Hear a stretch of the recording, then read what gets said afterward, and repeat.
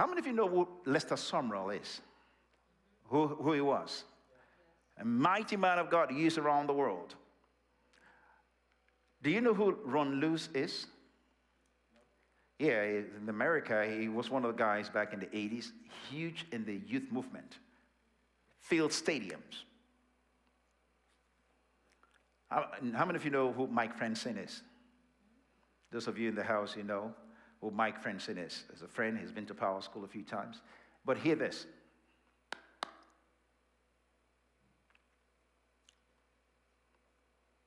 They were in Ghana having a conversation. Lester Sumrall was in his 80s, and all those young guys came around. Mike was there. All those great men of God were there. So they were sitting on a table, and Lester Sumrall was trying to share wisdom from the years of ministry. And Ron Luce, he fills stadiums. He's sitting there and on the table with all those great ministers. So Lester Sumrall is trying to talk to them. Ron Luce is having a conversation on the same table, distracting. He's a young man.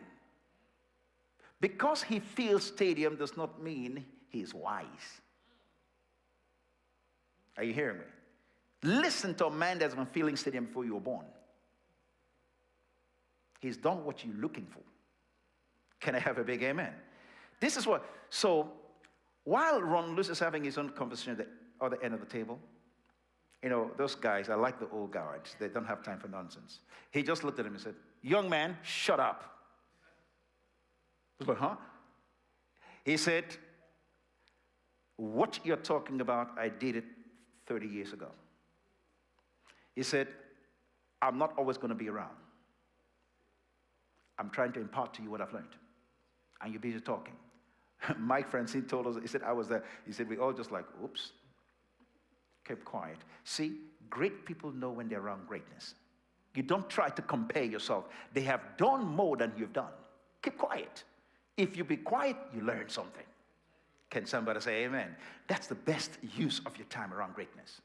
Not trying to compare, oh, I can do this. Yeah, you just started out. But they've been doing that so they know what works, what doesn't work. Can I have a big amen? And that's one thing I like sometimes in African culture. They love to honor the elders.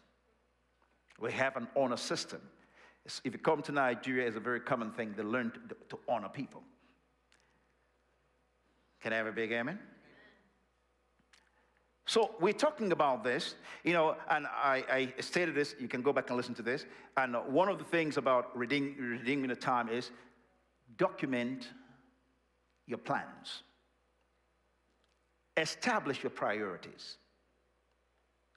Pursue only your passion, not other people's. Because what happens is, if we're not going the same direction, you can easily get distracted. Satan's strategy, like I told you, is to get you distracted. That's why when you come to me, I ask you, what are you called to do?